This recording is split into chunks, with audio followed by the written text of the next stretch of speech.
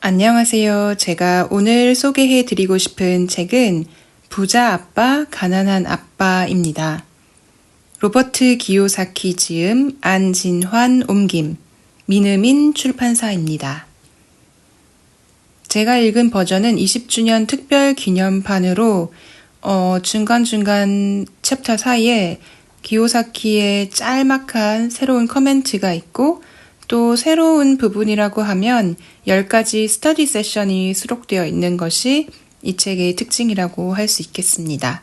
또 책의 마지막 부분에는 부자 아빠, 가난한 아빠 두 번째 버전에 대해 알 수 있는 서문과 미리 보기도 포함이 되어 있네요. 네, 그러면 너무 유명한 책이라 또 다들 알고 계시는 부분들이 많을 것 같은데요. 오늘 그래도 저자 소개부터 먼저 한번 소개를 하고 또 오늘 중점적으로 다룰 챕터는 이 책에서는 교훈이라고 해서는 7가지가 제시가 되고 챕터는 총 9개, 또 스터디 세션은 총 10개로 이렇게 구분을 해놓은 것 같은데 챕터 6 돈을 위해 일하지 말고 교훈을 얻기 위해 일하라 라는 부분 중점적으로 소개해 드리도록 하겠습니다. 소개하기에 앞서 먼저 저자 소개, 로버트 기요사키란 어떤 인물일까요? 재테크 분야 고전으로 손꼽히는 부자 아빠, 가난한 아빠 시리즈를 통해 전 세계 수천만 사람들의 돈에 대한 인식을 바꾸어 놓았다. 하와이에서 태어나고 자란 그에게는 두 아버지가 있었다. 교육은 많이 받았지만 가난했던 친아버지와 정규 교육은 제대로 받지 못했으나 부자가 된 친구 아버지의 가르침을 동시에 받으면서 그는 결국 부자 아버지의 가르침 속에서 자신의 문제를 해결하는 방법을 찾게 된다. 로버트 기요사키는 돈과 투자에 대한 기존의 통념과 대조적인 사고방식을 지니고 있으며 직설화법과 대담한 태도로도 명성이 자자하다. 그는 좋은 일자리를 얻고 돈을 모아 빚을 갚고 장기적으로 분산 투자를 하라는 기존의 충고는 한물간 구식이라고 평한다. 집은 자산이 아니며 특히 그것이 가장 큰 부채라면 공경에 처한다는 그의 주장은 큰 논란을 불러일으켰지만 금융위기가 닥쳐오면서 그 말이 사실임이 증명되었다. 금융교육회사인 리치 데드 컴퍼니를 설립해 많은 사람들을 경제적 안정으로 가는 길로 안내하는 한편 레리 킹 라이브, 오프라 윈프리 쇼를 비롯한 다양한 프로그램에 출연해 투자와 경제적 성공에 대한 해답을 제시하고 있다.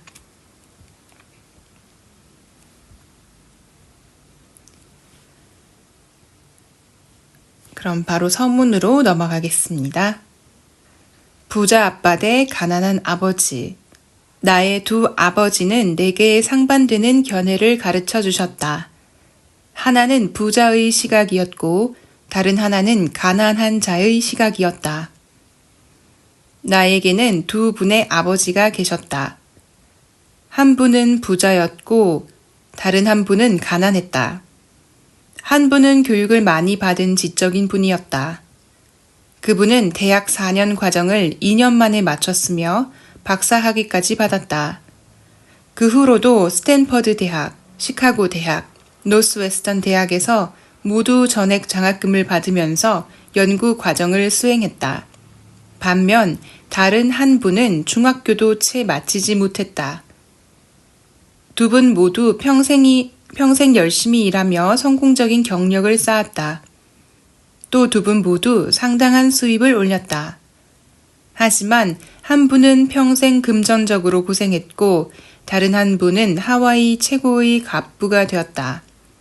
부자 아버지는 가족과 자선단체, 교회에 수천만 달러를 남기고 돌아가셨지만 가난한 아버지는 지불해야 할 청구서들을 남기고 가셨다. 강인함과 카리스마를 지니고 있던 두 분은 나에게 특별한 영향을 미쳤다. 두 분 모두 나에게 많은 가르침을 주었으나 그 내용은 서로 달랐다.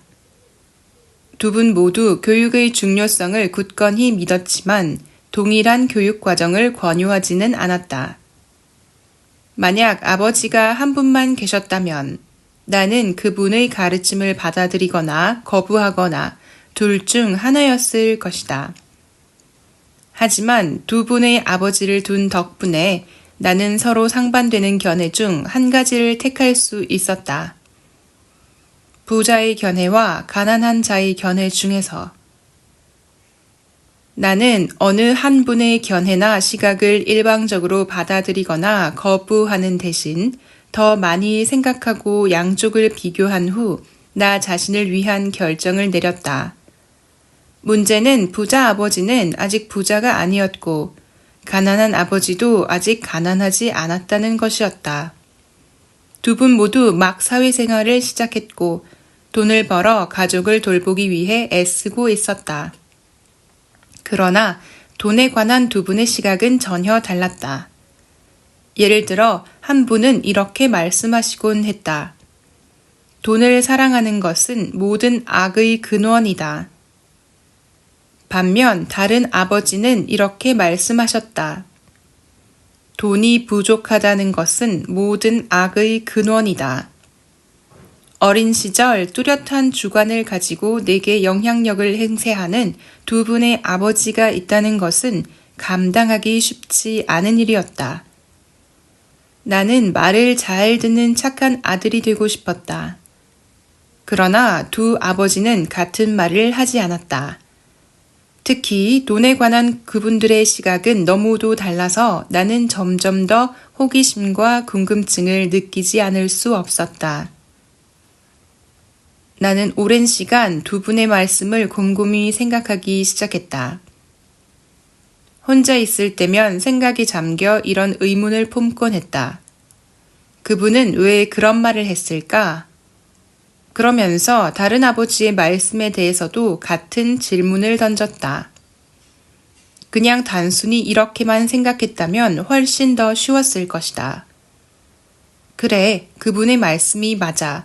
나도 그 말에 동의해.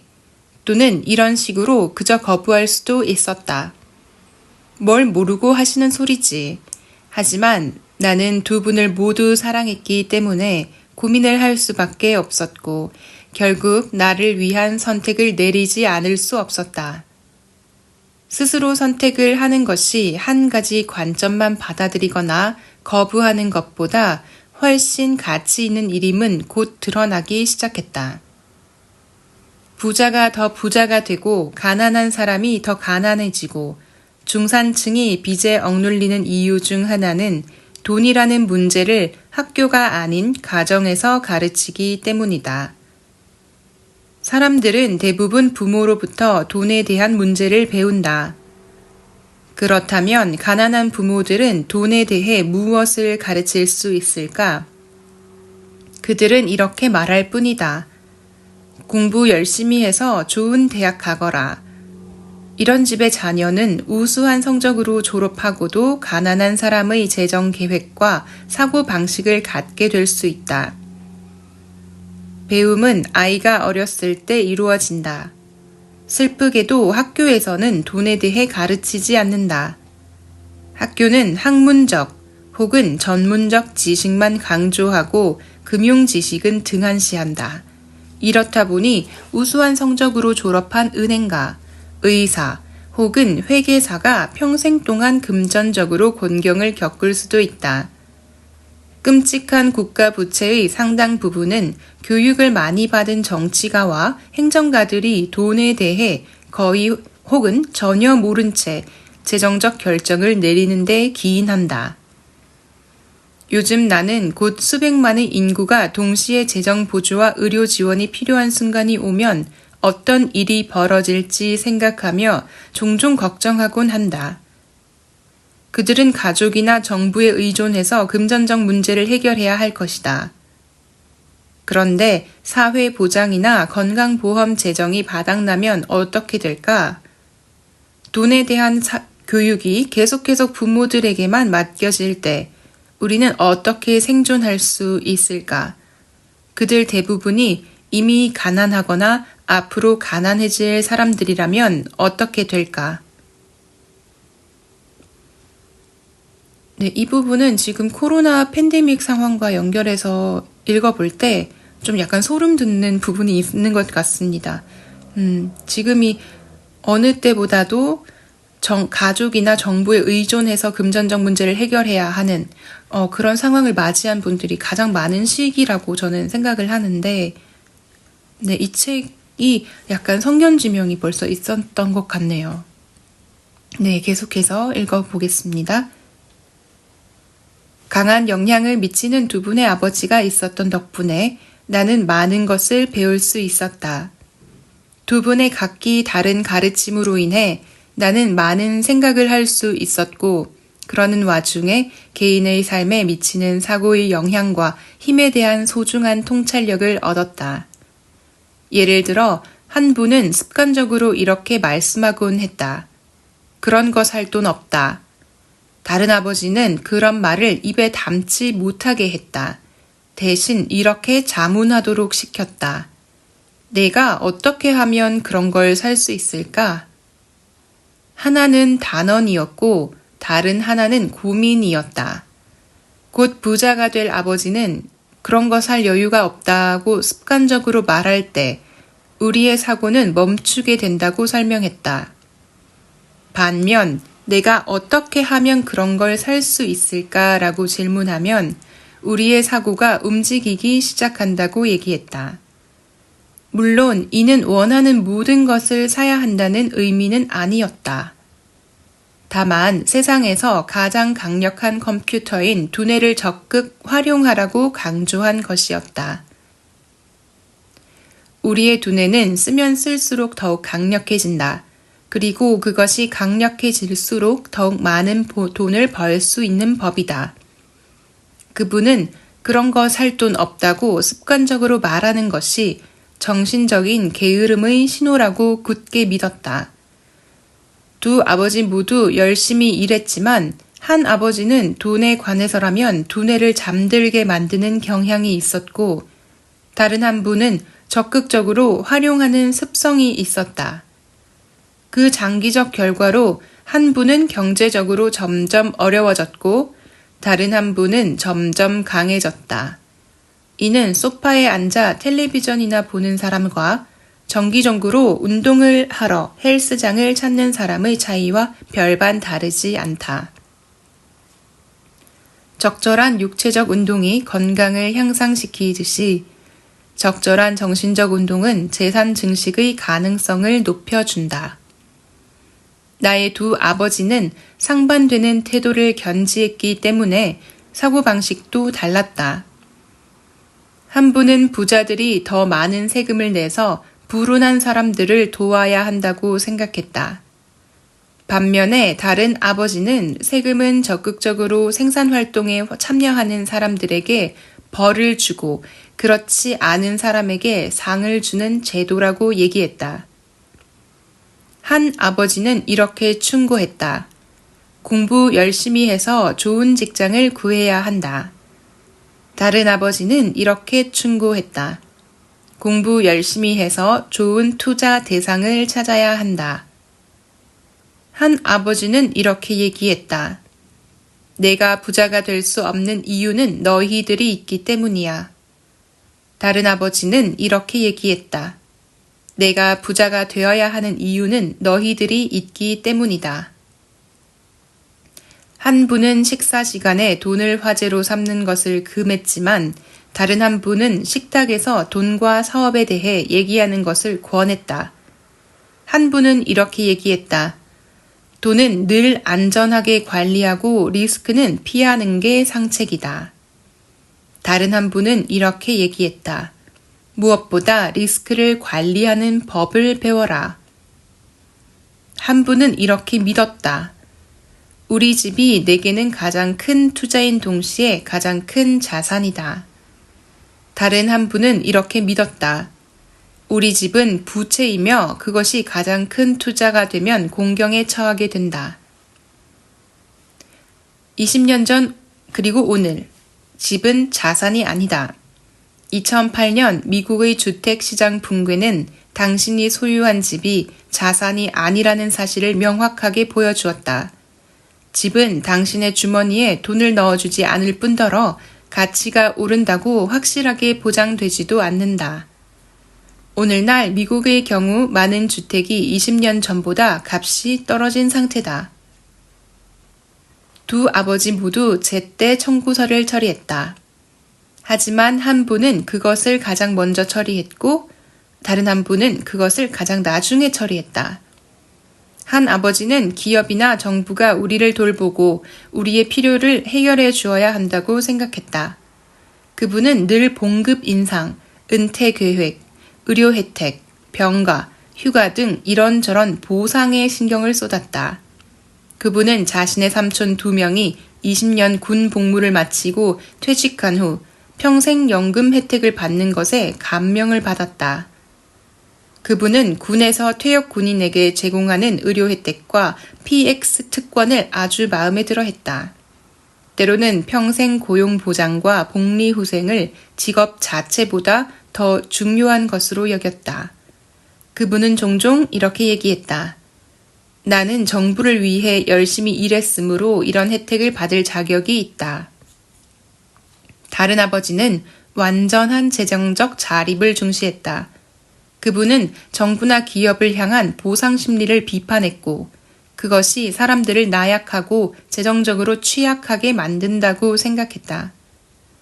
그분은 재정적 자립을 늘 강조했다. 한 아버지는 몇 푼이라도 아끼려고 노력했고 다른 아버지는 몇 푼이라도 투자할 곳을 찾았다. 한 아버지는 인상적인 이력서를 작성해 좋은 일자리를 얻는 방법을 내게 가르쳤다. 다른 아버지는 강력한 사업 및 재정 계획을 세워 일자리를 창출하는 법을 내게 가르쳤다. 두 아버지의 가르침을 받은 나는 사고 방식의 차이가 삶에 끼치는 영향을 여실히 관찰할 수 있었다. 나는 사람들이 사고를 통해 삶을 형성해 나간다는 것을 깨달았다. 예를 들어 가난한 아버지는 늘 이렇게 얘기했다. 내가 부자가 될 일은 없을 거야. 그리고 그의 예언은 그대로 실현되었다. 반면 부자 아버지는 언제나 자신을 부자로 간주했다. 그분은 이런 식으로 말하곤 했다. 나는 부자야. 부자는 이런 건 안 하지. 그분은 커다란 투자 실패로 빈털터리가 되었을 때조차도 여전히 스스로를 부자로 여겼다. 그분은 이렇게 말하며 스스로를 격려했다. 가난한 것과 빈털터리인 것은 차원이 다르다. 빈털터리는 일시적이지만 가난은 영원한 것이다. 가난한 아버지는 또 이렇게 말하곤 했다. 나는 돈에는 관심이 없다. 혹은 돈은 중요하지 않다. 하지만 부자 아버지는 늘 이렇게 말했다. 돈이 곧 힘이다. 우리의 사고가 갖는 힘은 결코 측정되거나 평가될 수 없는 것인지도 모른다. 하지만 소년 시절부터 나는 나의 사고와 그것의 표현 방식을 인식하는 것이 중요하다는 사실을 깨달았다. 내 가난한 아버지가 가난한 것은 돈을 적게 벌어서가 아니라 부정적인 사고방식과 행동방식 때문임을 알아차렸다. 실제로 가난한 아버지는 적잖이 벌었다. 2명의 아버지를 둔 소년으로서 나는 어느 사고방식을 습득해야 할지 고민하지 않을 수 없었다. 누구 말을 들어야 하는 걸까? 부자 아버지인가? 가난한 아버지인가? 두 분 모두 교육과 학습의 가치를 매우 높이 평가했지만 무엇을 배우는 게 중요한지에 대해서는 생각이 달랐다. 한 분은 열심히 공부해서 변호사나 회계사 같은 전문가가 되거나 경영대학원에 가서 MBA를 취득하기를 원했다. 다른 분은 부자가 되기 위해 돈의 작용 원리를 이해하기 위해 돈이 나를 위해 일하도록 만드는 법을 배우기 위해 열심히 공부하라고 가르쳤다. 나는 돈을 위해 일하지 않는다. 그분은 거듭 이런 얘기를 했다. 돈이 나를 위해 일한다. 나는 9살 때 부자 아버지의 말을 따르기로 그분에게서 돈에 대해 배우기로 결심했다. 바꿔 말해 학위는 많아도 여전히 가난한 아버지의 말은 따르지 않기로 결정한 것이다. 그리고 그것 때문에 모든 것이 달라졌다.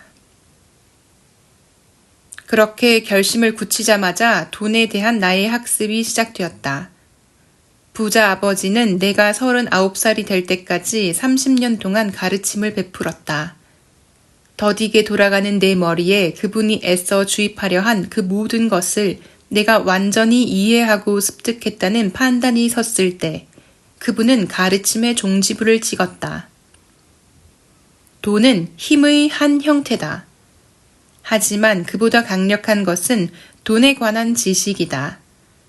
돈은 있다가도 없는 것이지만 돈의 작용 원리에 관한 지식만 있으면 돈을 통제할 수 있을 뿐 아니라 부를 쌓을 수 있다. 긍정적인 사고만으로는 충분치가 않다. 왜냐하면 대부분의 사람들은 학교에서 돈의 작용 원리에 대해 전혀 배우지 못하고 그래서 평생을 돈을 위해 일하는 데 바치기 때문이다. 처음 돈에 대해 배우기 시작했을 때 나는 9살에 불과했기 때문에 부자 아버지는 간단한 교훈부터 가르쳐 주었다. 그러나 결국에는 그 모든 것이 6가지 주요 교훈으로 압축되어 30년 동안 반복되었다. 이 책은 바로 그 6가지 교훈에 관한 설명을 담고 있다. 나는 부자 아버지가 내게 전해준 방식 그대로 최대한 단순하게 설명할 것이다. 여기에 소개된 교훈들은 해답이 아니라 지침임을 밝힌다.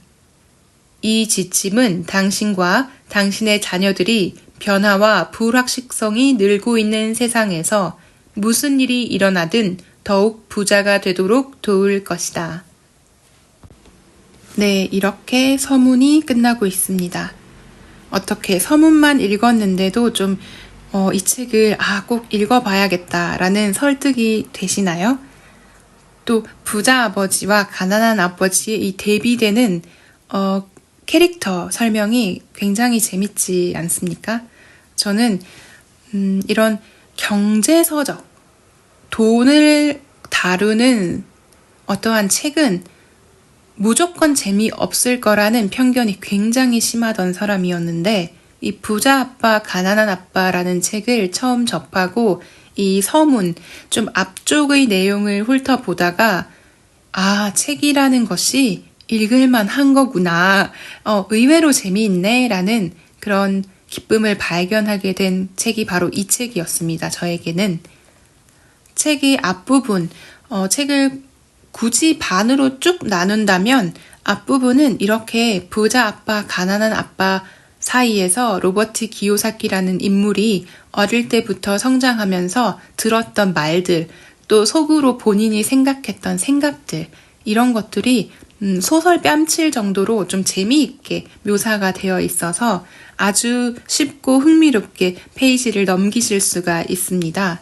그리고 이제 책의 후반부로 가서는 도표, 사사분면과 같이 아주 통계적으로 이성적으로 분석을 해놓은 그런 파트도 등장을 하는데 이 부분은 어쩌면 여러분들께서 좀 다른 지식을 쌓으신 후 다른 서적들을 통해서 경제에 관한 기초 지식 혹은 부라는 것이 어떤 것인지 또 부자들이 어떻게 부자가 되는지에 대해서 여러 금융 지식을 조금이라도 다르게 쌓아놓고 다시 한번 읽어보신다면 또 다른 가르침을 얻게 될 수 있는 그런 놀라운 책인 것 같습니다. 부자 아빠, 가난한 아빠라는 책이 워낙에 유명해서 또 여러분들께서 많이들 읽어보시고 또 호불호가 많이 갈리는 책이기도 한데요. 제가 참여하고 있는 독서 모임에 어떤 다독을 하시는 분이 말씀하시기로는 이 책은 반드시 나중에 다시 한번 더 읽어보아야 한다. 왜냐하면 사람들이 큰 기대 없이 이 책을 오로지 유명하다는 이유로 슬슬 읽었을 때는 그 메시지가 정확하게 다가오지 않을 수 있다. 그렇지만 어떤 사람이 정확한 목표를 가지고 좀 어느 정도의 기초 지식을 갖춘 후에 다시 이 책을 본다면 이 책에 숨겨져 있는 내용들이 얼마나 위대한 것인지를 비로소 느낄 수가 있다. 이렇게 강조를 하셨거든요. 저도 그런 것 같습니다. 아직은 한 30% 이해가 되려고 하나? 그런데 예전에 읽었을 때보다 지금 소개해 드리려고 다시 이렇게 챕터를 넘길 때, 이 말이 이 말이었구나. 이 사람이 이런 말도 했어? 나는 이 말은 다른 사람이 먼저 한 말인 줄 알았는데 라고 생각되게 만드는 그런 심오한 구절들도 굉장히 많이 있으니까요. 예전에 부자 아빠, 가난한 아빠 그거 그냥 유명하기만 한 책 아니야? 라고 생각하시는 분들 이번 기회를 통해서 금융 지식에 정말 관심이 있으시다면 다시 한번 정독하시면 너무 좋은 그런 책인 것 같습니다. 자, 그러면 약속드렸듯이 오늘 교훈 6번째 챕터로 넘어가서 돈을 위해 일하지 말고 교훈을 얻기 위해 일하라 라는 부분 소개해 드리도록 하겠습니다. 335페이지로 바로 넘어가겠습니다. 몇 년 전 나는 싱가포르에서 한 신문사와 인터뷰를 하게 되었다. 한 젊은 여기자가 시간에 맞춰 도착하자 즉시 인터뷰가 시작되었다. 우리는 화려한 호텔 로비에 앉아 커피를 홀짝이며 내가 싱가포르를 방문한 목적에 대해 이야기를 나누었다. 나는 지글지글러와 같은 곳에서 강연을 하기로 되어 있었다. 그는 동기부여에 대해, 나는 부자가 되는 비결에 대해 이야기할 예정이었다. 언젠가는 저도 당신처럼 베스트셀러 작가가 되고 싶어요. 그녀가 말했다. 나는 그녀가 쓴 신문 기사를 몇 개 읽었는데 대단히 인상적이었다. 그녀는 명확하면서 힘있는 문체를 지니고 있었다. 그녀의 기사는 독자들의 관심을 사로잡았다. 글을 잘 쓰시던데요. 내가 말했다. 그런데 왜 꿈을 이루지 못하고 있는 거죠? 별 성과가 없더라고요. 그녀는 조용히 말했다. 다들 내 소설이 훌륭하다고는 하는데 아무 반향도 일어나지 않더라고요. 그래서 계속 신문사에서 일하고 있죠. 적어도 월급은 나오니까요. 혹시 제게 충고해 주실 건 없나요? 있습니다. 나는 명량한 말투로 대답했다. 내 친구 하나가 여기 싱가포르에서 세일즈 기술을 가르치는 학교를 운영하고 있습니다. 싱가포르의 수많은 주요 기업들을 대상으로 세일즈 훈련 강좌를 열고 있지요. 그 강좌가 당신 꿈을 이루는데 큰 도움이 될 것 같군요. 여기자의 태도가 뻣뻣해졌다. 저더러 학원에서 세일즈 기술을 배우라고요? 나는 고개를 끄덕였다.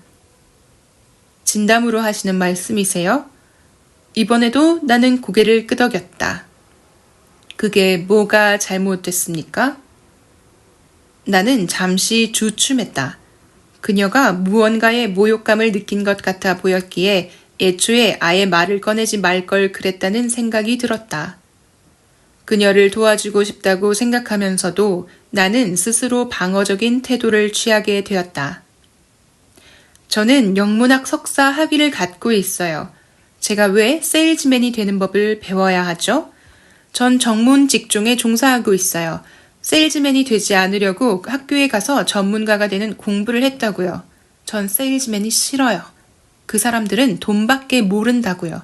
그러니 왜 제가 세일즈를 공부해야 하는지 말해보시죠. 그녀는 가방을 싸기 시작했다. 인터뷰는 끝이 났다. 커피 테이블 위에는 내 초기 베스트셀러가 놓여 있었다. 나는 그 책과 여기자가 끄적여 놓은 메모장을 집어들었다. 이거 보입니까? 나는 그녀의 메모장을 가리켰다. 여기자가 메모장을 들여다보았다. 뭐요? 그녀는 혼란스러운 표정으로 물었다. 나는 다시 한번 천천히 그녀가 적어놓은 메모를 가리켰다. 메모지 위에는 이렇게 적혀 있었다. 로버트 기요사키, 베스트셀러 저자. 책을 가장 많이 파는 저자라고 적혀 있지 책을 가장 잘 쓰는 저자라고 적혀 있진 않죠. 내가 조용히 말했다. 그녀의 눈이 커다래졌다. 난 글솜씨가 형편없어요. 내가 말했다. 하지만 당신은 훌륭하죠. 난 세일즈를 배웠어요. 당신은 석사학위를 갖고 있고요. 그걸 합치면 당신은 가장 많이 파는 저자는 물론이고 가장 잘 쓰는 저자도 될 수 있지요. 여기자의 눈에서 분노가 이글거렸다. 나는 세일즈를 배울 정도로 초라해지진 않을 거예요. 당신 같은 사람은 글을 쓰는 것과는 아무 관련도 없어요. 나는 전문적으로 훈련을 받은 작가고 당신은 세일즈맨이라고요. 이건 불공평해요. 그녀는 씩씩거렸다. 여기자는 메모장을 챙긴 다음 황급히 유리문을 빠져나가 후덥지근한 싱가포르의 아침 속으로 사라졌다. 하지만 적어도 그녀는 다음 날 아침 신문에 나에 대해 공정하고 호의적인 기사를 써주었다. 세상은 똑똑하고 재능 있고 박식하고 탁월한 사람들이 가득하다. 우리는 날마다 그런 사람들을 만난다. 우리 주위에는 그런 사람들이 넘쳐난다. 며칠 전 자동차에 문제가 생겼다. 정비소에 차를 가져갔더니 젊은 수리공이 몇 분도 안 되어 문제를 해결해 주었다. 그는 엔진 소리만 듣고도 뭐가 잘못되었는지 알아차렸다. 정말 놀라웠다. 나는 재능 있는 사람들이 얼마나 돈을 적게 버는지를 알곤 놀라곤 한다. 대단히 우수하고 학식도 높은데 1년에 2만 달러도 채 못 버는 사람들도 만나봤다. 의료 분야를 전문으로 한 경영 컨설턴트가 내게 말하길 엄청난 수의 의사와 치과 의사들이 재정적으로 곤란에 처해 있다고 한다. 나는 그동안 의대를 졸업하고 나면 돈이 굴러들어 오는 줄만 알았다. 그 경영 컨설턴트는 이렇게 말했다. 한 가지 기술이 부족해서 부자가 못 되는 겁니다. 그 말은 즉 대부분의 사람들이 단 한 가지 기술만 더 배운다면 수입을 크게 늘릴 수 있다는 의미다. 앞에서 나는 금융지능이란 회계와 투자, 마케팅, 그리고 법률 지식이 결합된 시너지 효과라고 말했다. 이 네 가지 기술을 결합하면 돈으로 돈을 버는 일이 대부분의 사람들이 생각하는 것보다 훨씬 쉬워진다. 그러나 대부분의 사람들이 돈에 관해 아는 유일한 기술이라고는 열심히 일하는 것뿐이다. 이런 기술의 시너지 효과의 가장 전형적인 예가 젊은 여기자다. 세일즈와 마케팅 기술을 배운다면 그녀의 수입은 극적으로 증가할 것이다. 내가 그녀라면 나는 세일즈와 함께 광고 카피 광좌를 신청하겠다. 그런 다음 신문사에서 일하는 대신 광고회사에 일자리를 알아본다. 설사 연봉은 줄더라도 성공적인 광고에 사용되는 효과적인 단순 명료한 커뮤니케이션 방식에 대해 배울 수 있기 때문이다. 또 시간을 들여 매우 중요한 기술인 PR에 대해서도 배울 것이다. 무료 홍보를 통해 많은 사람들을 끌어들이는 방법도 배우는 게 좋다. 그런 다음 저녁 시간과 주말을 활용하면 훌륭한 소설을 쓸 수 있다. 이 모든 것이 끝나면 그녀는 책을 좀 더 잘 팔 수 있게 될 것이다. 그러면 얼마 지나지 않아 베스트셀러 저자가 될 수 있을 것이다. 내가 첫 책인 부자가 되어 즐겁게 살고 싶다면 학교에 가지 마라를 썼을 때 한 출판사가 제목을 교육의 경제학으로 바꾸자고 제의했었다. 나는 출판사에게 그런 제목으로는 2권밖에 안 팔릴 것이라고 말했다. 한 권은 우리 가족이, 나머지 한 권은 내 제일 친한 친구가 살 것이라고 말이다. 문제는 그들마저 공짜로 달라고 할 것이라는 점이었다. 부자가 되어 즐겁게 살고 싶다면 학교에 가지 마라라는 기분 나쁜 제목을 택한 것은 홍보하기가 훨씬 쉬우리라는 것을 나는 알았기 때문이다. 나는 교육을 지지하고 교육개혁을 믿는다. 내가 교육을 지지하는 게 아니라면 왜 낡은 교육제도를 바꿔야 한다고 계속해서 주장하겠는가? 그래서 나는 한 번이라도 더 TV나 라디오 방송에 나갈 수 있는 제목을 선택했다. 사람들 입에 오르내리고 싶었기 때문이다. 사람들은 내가 괴짜라고 생각했다. 대신 책은 불티난 듯이 팔렸다. 내가 1969년에 미국 해양사관학교를 졸업했을 때 교육을 많이 받은 내 아버지는 무척 행복해 하셨다. 캘리포니아 스탠더드 오일사가 나를 유조선의 3등 항해사로 고용했다. 동기들에 비하면 연봉은 낮은 편이었지만 대학을 졸업하고 첫 직장으로는 괜찮은 수준이었다. 내 초임은 시간 외 근무 수당까지 포함해 연봉 42,000달러였고 근무 기간은 7개월이었다. 5개월은 휴가로 쓸 수 있었다. 원하기만 한다면 자회사인 베트남의 운송회사로 가서 5개월을 휴가로 쓰는 대신 연봉을 배로 받을 수도 있었다. 내 앞에는 훌륭한 미래가 펼쳐져 있었다. 그러나 나는 6개월 뒤 회사를 그만두고 해병대에 입대해 비행기를 조종하는 법을 배웠다. 교육을 많이 받은 내 아버지는 실망했다. 부자 아버지는 나를 축하해 주었다. 학교와 일터에서는 전문화라는 개념이 상당히 인기가 좋다. 그것은 즉 돈을 많이 벌거나 승진을 하기 위해서는 전문성을 키워야 한다는 의미다. 의사들이 곧장 정형외과나 소아과 전문의가 되는 것도 그런 이유에서다. 회계사나 건축가, 변호사, 조종사나 다른 직종도 마찬가지다. 교육을 많이 받은 내 아버지도 같은 교리를 믿고 있었다. 그래서 마침내 박사 학위를 땄을 때도 그렇게 기뻐하셨던 것이다. 그분은 학교에서는 좁은 분야에 관해 더 깊고 많이 공부한 사람에게 더 큰 보상을 준다고 자주 시인하시곤 했다. 반면에 부자 아버지는 내게 정반대의 일을 하라고 격려했다. 많은 것에 대해 조금씩 알아야 한다는 것이 그분의 지론이었다. 그래서 나는 그분의 회사에서 여러 해 동안 서로 다른 분야에서 일을 했다. 얼마 동안 나는 회계부서에서 일했다. 비록 회계사는 될 수 없을지언정 부자 아버지는 내가 현장에서 직접 그 일을 조금씩 배울 수 있기를 바랬다. 부자 아버지는 내가 중요한 것과 그렇지 않은 것에 대한 감각을 키우고 중요한 용어들을 배울 수 있을 것임을 알고 있었다.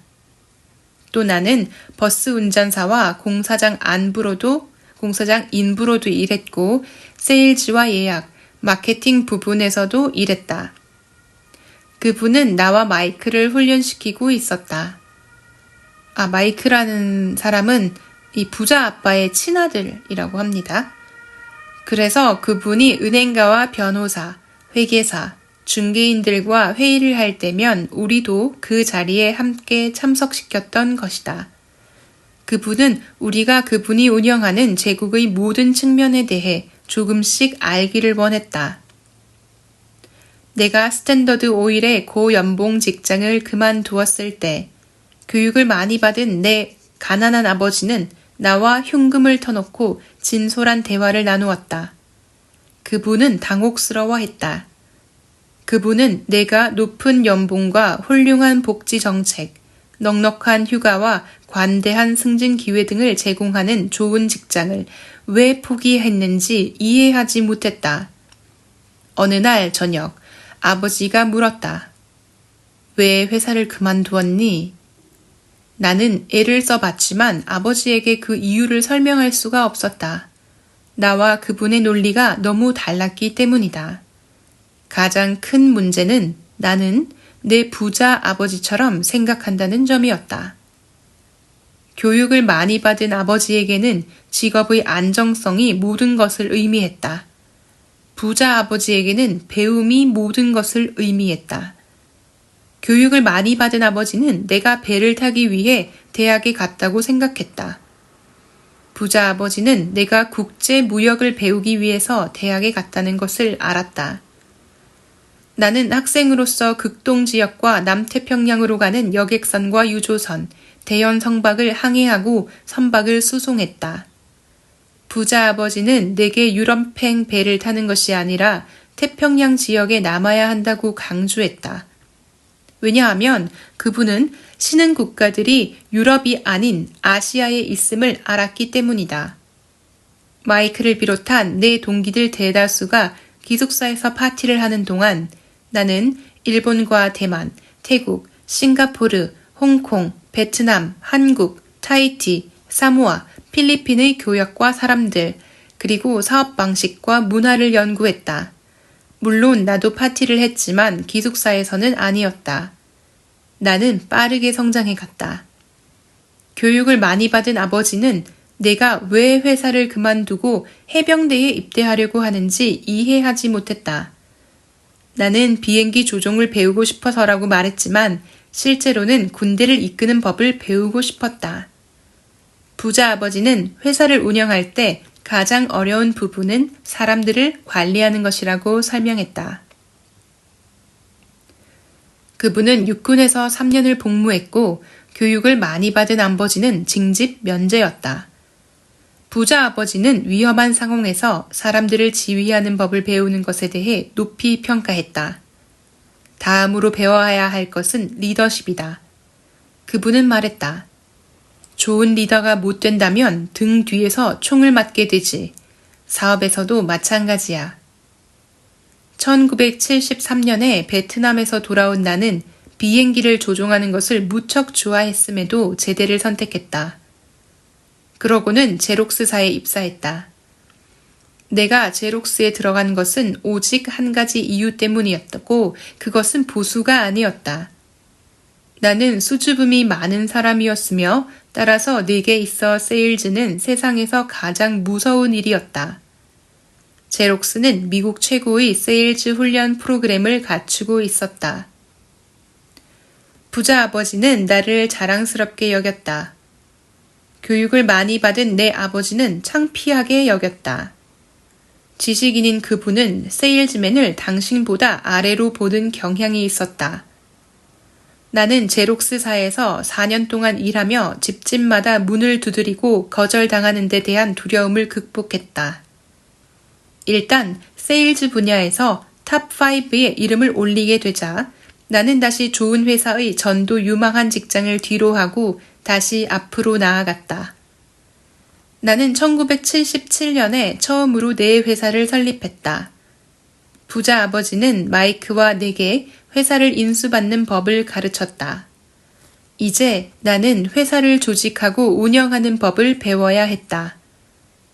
우리 회사의 첫 번째 제품인 나일론과 벨크로를 결합한 지갑은 극동 지역에서 제조되어 뉴욕의 창고로 운송되었다. 그곳은 내가 학교를 다니던 곳과 가까운 곳에 있었다.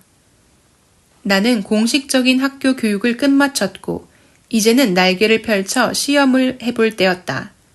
실패하면 파산의 빈털터리가 될 판이었다.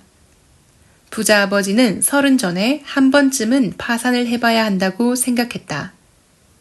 그래도 회복할 시간은 충분하단다. 그분은 이렇게 충고했다. 내 30번째 생일 전날, 내 첫 번째 선적이 한국을 떠나 뉴욕으로 오고 있었다. 나는 아직도 국제적인 사업을 하고 있다. 부자 아버지가 권했듯이 나는 신흥 국가들을 찾는다. 오늘날 나는 남아메리카와 아시아 국가들, 그리고 노르웨이와 러시아에 투자하는 회사들에 투자한다. 이런 옛말이 있다. 일자리란 겨우 목구멍에 풀칠을 하는 것이다. 불행히도 이는 실제로 수백만 명의 사람들에게 해당되는 이야기이다. 왜냐하면 학교는 금융지능을 지능으로 생각하지 않으며 대부분의 근로자들은 수입에 맞춰 생활한다. 그들은 일을 하고 청구서를 지불한다. 또 다른 끔찍한 경영 이론도 있다. 근로자들은 해고되지 않을 만큼만 일하고 고용주는 근로자들이 그만두지 않을 정도로만 지급한다. 회사들의 급여 수준을 들여다보면 방금 이 말에 어느 정도 진실이 담겨 있음을 깨달을 것이다. 그 결과 대부분의 근로자들은 결코 앞서 나가지 못한다. 그들은 배운 대로 한다. 안정적인 일자리를 얻는 것이다. 대부분의 근로자들은 단기적인 보상으로 주는 급여와 혜택을 위해 일하는 데 초점을 맞추지만 이는 대개 장기적으로 처참한 결과를 가져온다. 대신에 나는 젊은이들에게 돈을 벌기보다 무언가를 배울 수 있는 직장을 찾으라고 추천한다. 먼저 어떠한 기술을 배우고 싶은지 결정한 뒤에 특정한 직업을 고르라. 그래야 쇠양쥐 레이스에 말려들지 않는다. 네, 책의 챕터를 조금 빨리 넘겨서 제가 성공에 필요한 주요 관리 기술로 바로 넘어가 보도록 하겠습니다. 성공에 필요한 주요 관리 기술. 첫 번째, 현금 흐름 관리.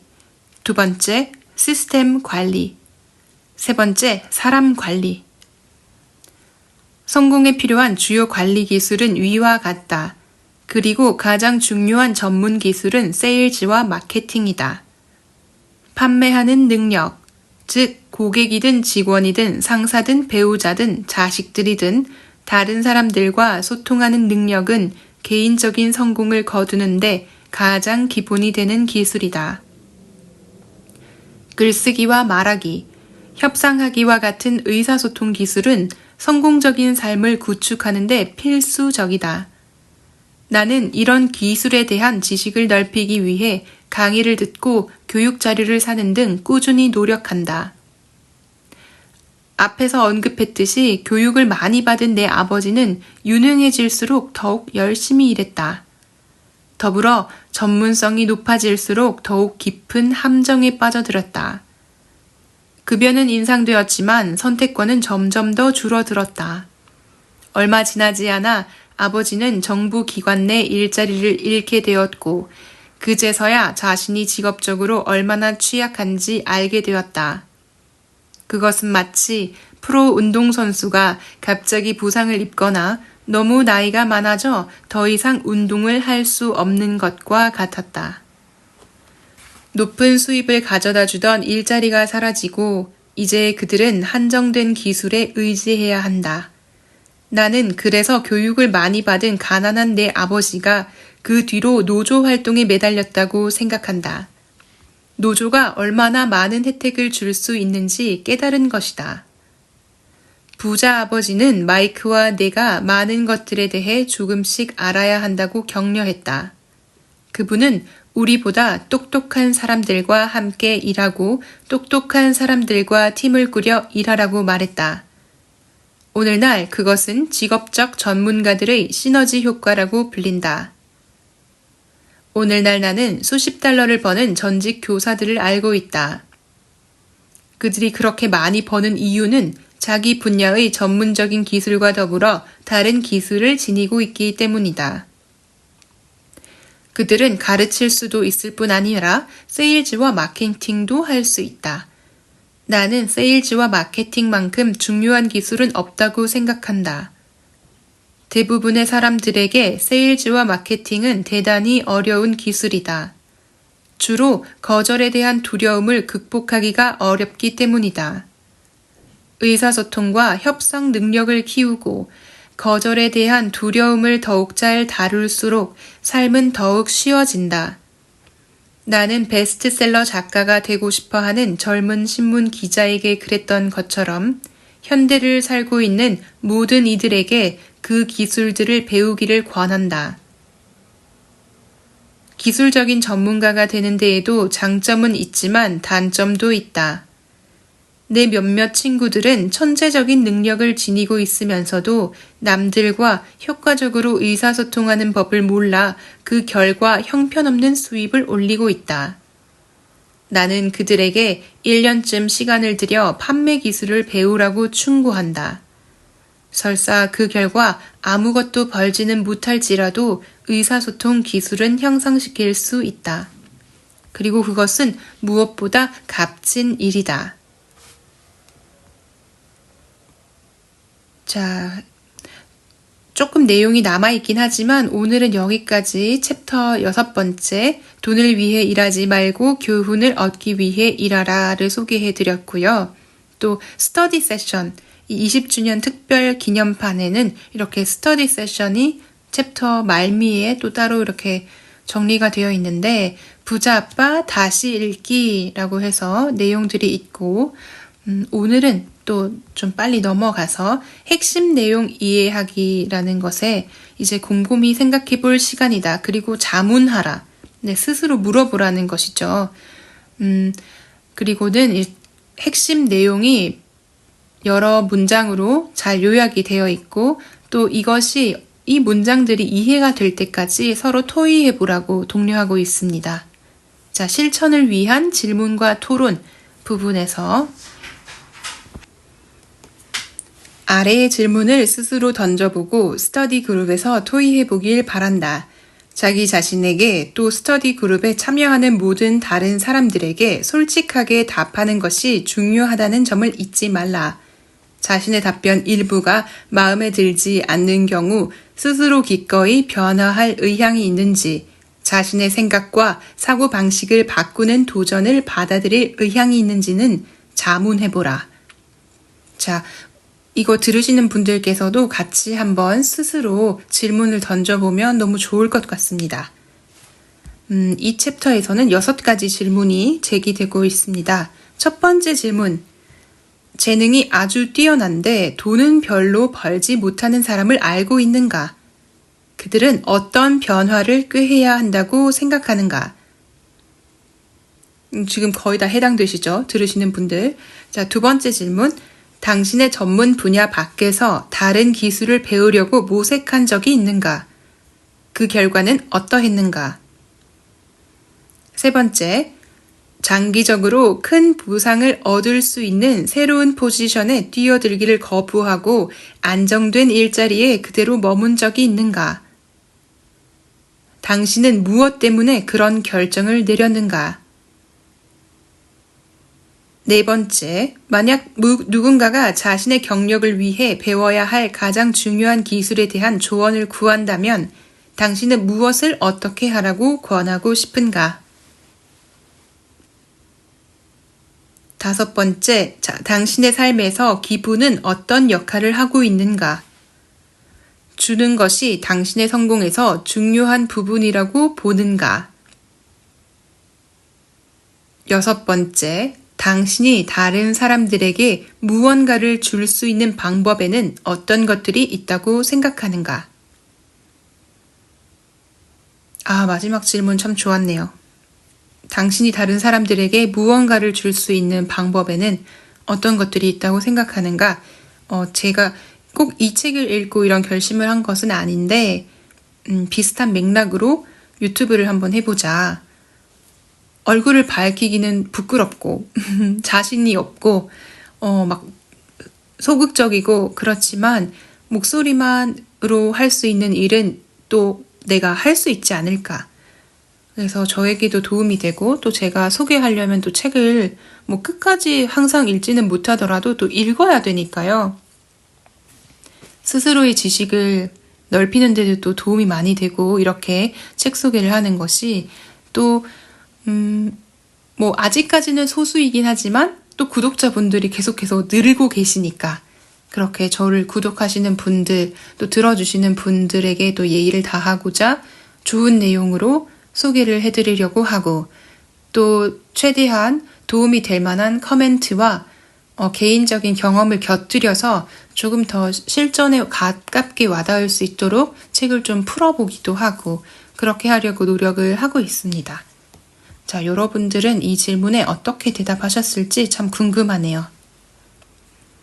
다음 장에는 부자로 가는 길을 가로막는 장애물은 무엇인가 라는 챕터가 소개되고 있는데 이 부분에서 금융 지식을 갖추고 있으면서도 현금 흐름을 창출하는 풍부한 자산 부문을 개발하지 못하는 까닭을 주로 5가지 원인에서 기인한다고 그렇게 분석하고 있습니다. 그리고 그 5가지라는 것이 두려움, 냉소주의, 게으름, 나쁜 습관, 오만함이라고 하는데요. 이게 정확히 어떤 의미로 로버트 기요사키가 이런 분석을 해놓았는지 교훈 7에 관한 책 속에는 제가 제일 좋아하는 북튜버이신 잭추남님 채널을 한번 들어보시면 너무 도움이 될 것 같습니다. 제가 오늘 소개해드린 부분은 챕터 6, 교훈 6번째, 돈을 위해 일하지 말고 교훈을 위해 일하라 라는 부분을 중점적으로 소개를 했고요. 또 다음 챕터가 궁금하신 분들 책추남TV, 책추남님의 채널로 가셔서 또 다른 북튜버는 부자 아빠, 가난한 아빠라는 책을 어떻게 소개했는지 또 이렇게 같이 들어보시면 너무 좋을 것 같습니다. 그럼 오늘도 들어주셔서 너무 감사합니다. 즐거운 하루 보내세요.